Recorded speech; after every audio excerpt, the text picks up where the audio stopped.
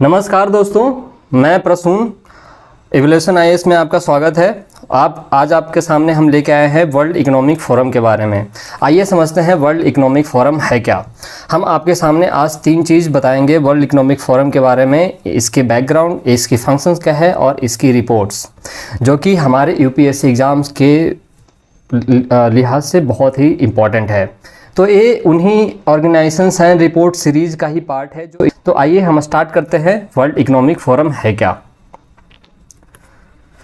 आप देखिए, इससे पहले मैं स्टार्ट करूं वर्ल्ड इकोनॉमिक फोरम के बारे में, आइए देखते हैं कि ये एग्ज़ाम के पर्सपेक्टिव से कितना इम्पोर्टेंट है और इसका क्या रेलेवेंस है। क्योंकि हमें एग्ज़ाम के रेलेवेंस से ही पढ़ना है, एग्ज़ाम के लिए क्यों महत्वपूर्ण है। देखिए, ये 2017 में क्वेश्चन आया था, who releases the global gender gap report. अब इसमें कोई कंसेप्चुअल चीज़ नहीं है, ये पूरा का पूरा फैक्चुअल क्वेश्चन है। Answer of course world economic forum है।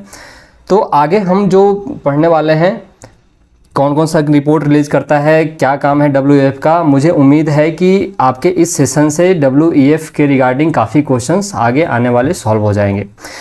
आइए, तो सबसे पहले हम WEF के बारे में समझते हैं कि ये क्यों बना था और इसकी फंक्शंस क्या है।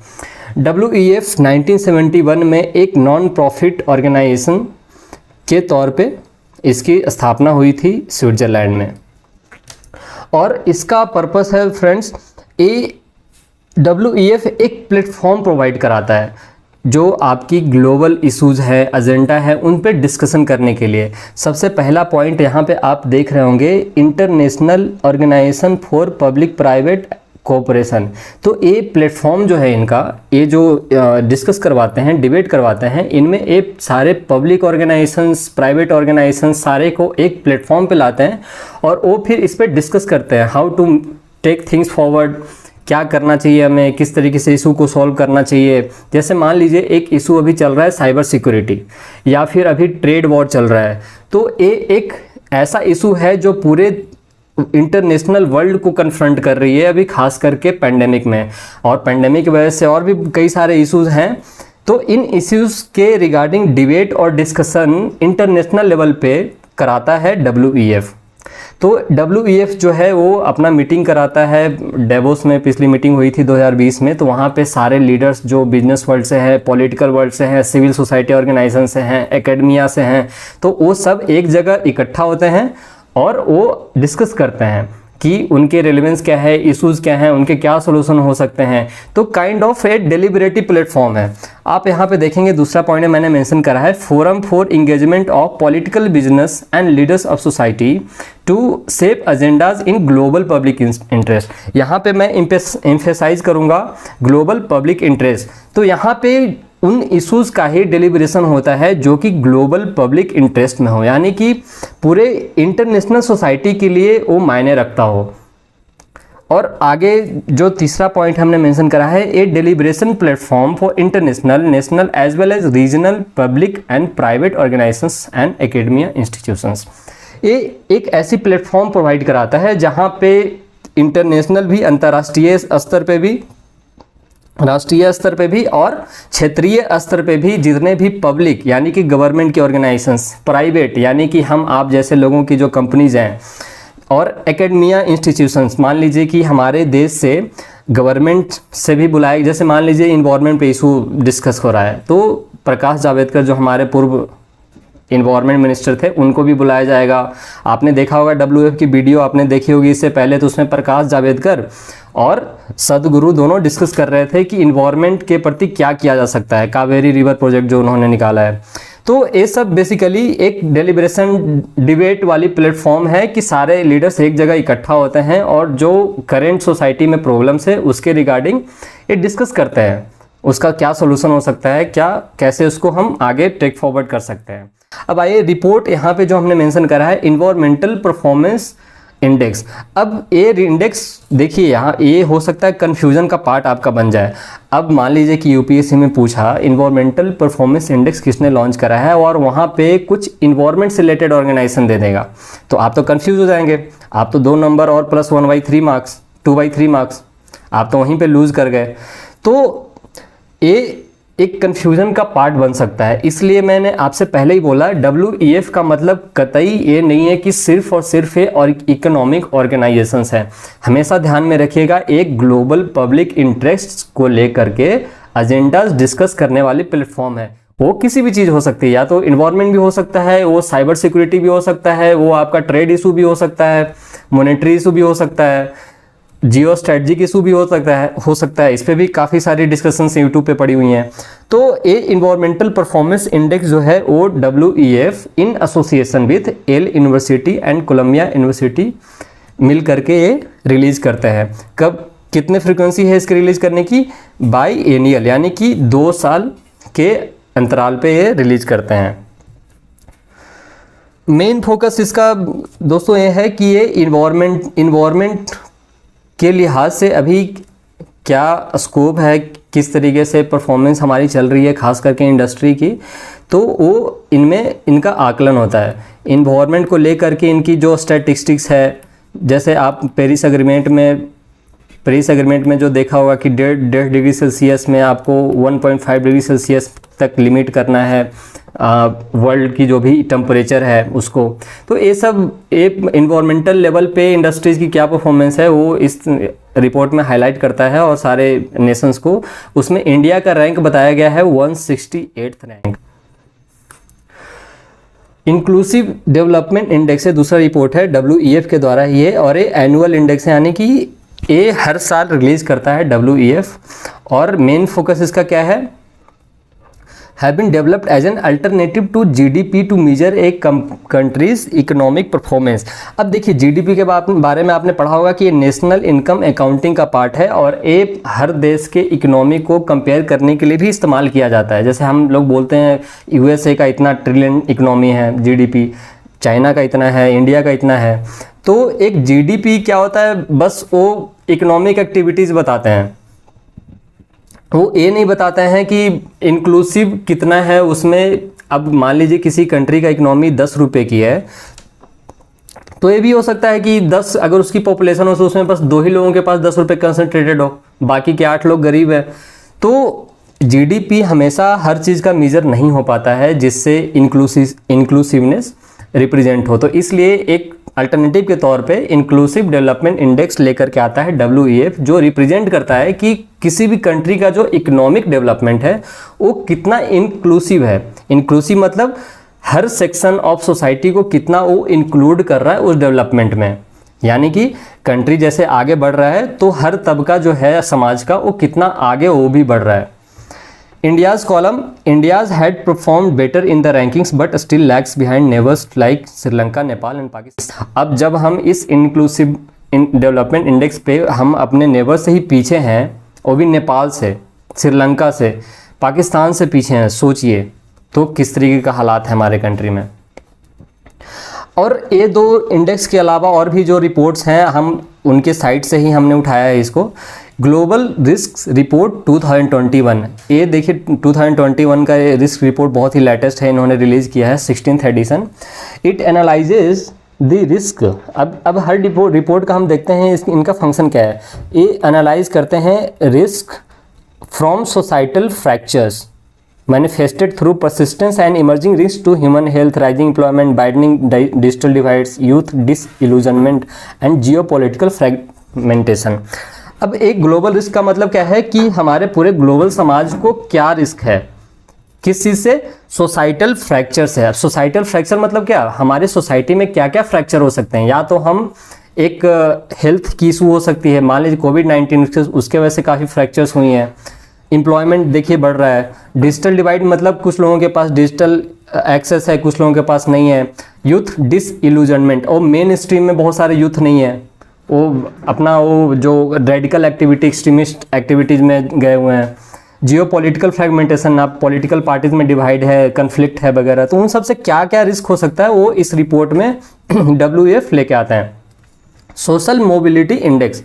अब इस सोशल मोबिलिटी इंडेक्स में आप यहाँ पे देखिएगा मेंशन है कि report features the global which access those policies, practices and institutions that collectively determine the extent to which everyone in society has fair chance to fulfill their potential। अब ये social mobility का मतलब यही है कि हर समाज में हर किसी को कितना हम फेयर चांस दे रहे हैं कि वो अपना पोटेंशियल को फुलफिल कर पाए, अपॉर्चुनिटी दे पाए। तो ये मोर और लेस सोशल इशूज़ के तरफ ज़्यादा इसका इंक्लिनेशन है कि हम एक सोसाइटी को कैसे एम्पावर कर रहे हैं, कितने हद तक कर रहे हैं, वो इस इंडेक्स में बताती है। आइए आते हैं नेक्स्ट इंडेक्स पे, ग्लोबल जेंडर गैप रिपोर्ट। यहाँ एक क्वेश्चन पूछा गया है, आप इसमें देखिए, gender parity is fundamental to whether and how economies and societies thrive. इस रिपोर्ट में आपका टाइटल से ही मेंशन है, जेंडर गैप क्या है उस चीज़ को हाईलाइट करता है। जेंडर गैप मतलब मेल और फीमेल, ये जो दोनों पॉपुलेशन है एक दूसरे में कितनी पैरिटी है, मतलब एक दोनों में कितना गैप है। एक एम्प्लॉयमेंट को उठा लीजिए या इकोनॉमी को उठा लीजिए या सोसाइटी को उठा लीजिए, उन दोनों में कितना डिफरेंस है, या डेवलपमेंट की बात कर लीजिए। तो इस तरीके का ये मुद्दा उठाते हैं जेंडर गैप रिपोर्ट के थ्रू। अब आते हैं नेक्स्ट, ग्लोबल कम्पिटिटिवनेस रिपोर्ट। इस रिपोर्ट में सबसे पहले 1979 में इन्होंने रिलीज किया था। As the decade concludes we will look towards the dawn of 2020, GCI offers insights into economic prospects of 141 economies. अब ग्लोबल कम्पिटिटिवनेस रिपोर्ट का टाइटल से ही पता चल रहा है कि हर इकोनॉमी की कितनी कॉम्पिटिटिवनेस है। कॉम्पिटिटिवनेस मतलब हम हर प्रोडक्ट पे, चाहे हर फ्रंट पे, चाहे ह्यूमन स्किल्स हो, एचआर रिसोर्स हो, उस पे हम कितना कम्पिटिटिव है, कितना हम प्रतिस्पर्धा करने की क्षमता रखते हैं एज ए नेशन। तो उस चीज़ को ये कॉम्परेटिव स्टडी करता है सारे नेशंस का। यूएसए की ह्यूमन रिसोर्स, मान लीजिए हमने एग्जाम्पल उठाया ह्यूमन रिसोर्स, तो ह्यूमन रिसोर्स पे कि आईटी सेक्टर में कितना कैपेबिलिटी यूएस के पास है, कितना कैपेबिलिटी इंडिया के पास है, कितना चाइना के पास है। तो एक कॉम्परेटिव स्टडी करती है सारे इकोनॉमीज, 141 इकोनॉमीज का इस रिपोर्ट में। आइए देखते हैं next report, fostering effective energy transition. अब ये उसी रिपोर्ट में एक एनर्जी ट्रांजिशन इंडेक्स भी रिलीज करती है, आप यहाँ पे देख रहे होंगे। इस रिपोर्ट में ये मेजर करते हैं कि हर कंट्रीज़ की एनर्जी सिस्टम परफॉर्मेंस क्या है और उनकी एनर्जी ट्रांजिशन की रेडीनेस क्या है। एनर्जी ट्रांजिशन मतलब अभी आप देख रहे होंगे कि कोविड-19 की वजह से बहुत सारा ऑयल का भी बहुत ज़्यादा डिस्ट्रप्शन हुआ है। अब हमारी सेक्टर जो है, हमारी इकोनॉमी है, ऑयल और पेट्रोलियम पे बहुत ज़्यादा डिपेंडेंट है, पर हम क्या है धीरे धीरे रिन्यूएबल एनर्जी पे शिफ्ट कर रहे हैं, हाइड्रोजन इकोनॉमी पे शिफ्ट कर रहे हैं। तो ये रिपोर्ट क्या है, यही एक्सेस करती है कि कोई भी इकोनॉमी ऑयल एंड पेट्रोलियम जो कन्वेंशनल फ्यूल माना जाता है, उससे हम रिन्यूएबल एनर्जी या फिर अदर नॉन कन्वेंशनल एनर्जी पे कितना शिफ्ट करने की हमारी रेडीनेस है, कितना हमने काम ऑलरेडी कर रखा है हर कंट्रीज़ ने, हर इकोनॉमीज़ ने। तो उसी चीज़ को ये रिपोर्ट हाईलाइट करती है। ये थे रिपोर्ट जो WEF जारी करती हैं। अब आते हैं कि ये 2020 में 50th एनुअल मीटिंग हुई थी, 21 से 24 जनवरी के आसपास हुई थी शायद, डावोस में। डावोस ये देखिए स्विट्जरलैंड का एक एरिया है, वहाँ पे हुई थी मीटिंग। तो वहाँ पे एक सिग्निफिकेंट डिस्कशंस हुआ था, ऑब्जर्वेशंस हुए थे। क्या क्या एक सिग्निफिकेंट रहा है वो हमने एक ग्लिम्स देने का यहाँ पे कोशिश करा है। To mobilise $500 million for achieving the sustainable development goals. अब SDG के बारे में आपको पता होगा, SDG के ये बहुत ही इंपॉर्टेंट है हमारे हर एग्ज़ाम के लिए, चाहे वो प्रीलिम्स हो या मेंस हो। आप जो 17 SDG हैं वो आपको याद होने चाहिए। तो SDG गोल्स जो है पूरे इंटरनेशनल कम्युनिटी के लिए जारी किया गया था UN के द्वारा। तो उसमें 500 मिलियन ये मोबिलाइज करने की कमिटमेंट के लिए इन्होंने कंक्लूजन बनाए थे कि हाँ चलो $500 मिलियन हम लोग इसके लिए कमिट करते हैं। 1 ट्रिलियन ट्रीज लगाने की बात हुई थी। नेशनल बिजनेस काउंसिल बना था to major private sector progress against key environmental, social and governance goals.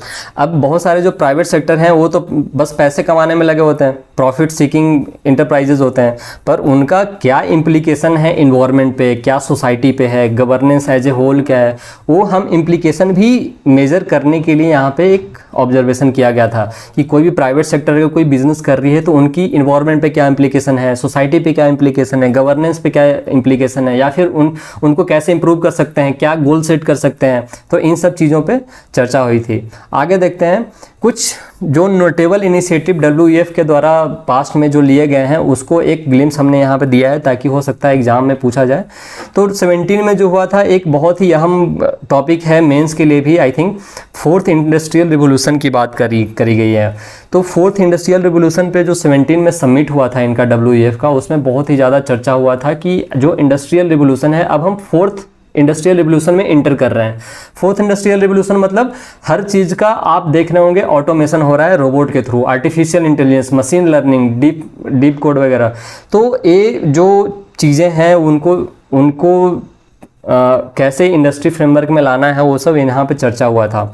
ये मेंस के लिए मोर और ज़्यादा इंपॉर्टेंट है, वैसे प्रीलिम्स के लिए कम इंपॉर्टेंट है। दूसरा जो हमने मेंशन किया है CEPI, ये प्रीलिम्स के लिए बहुत ज़्यादा इंपॉर्टेंट है क्योंकि ये कोविड-19 आने के बाद बहुत ज़्यादा ही चर्चा में है CEPI।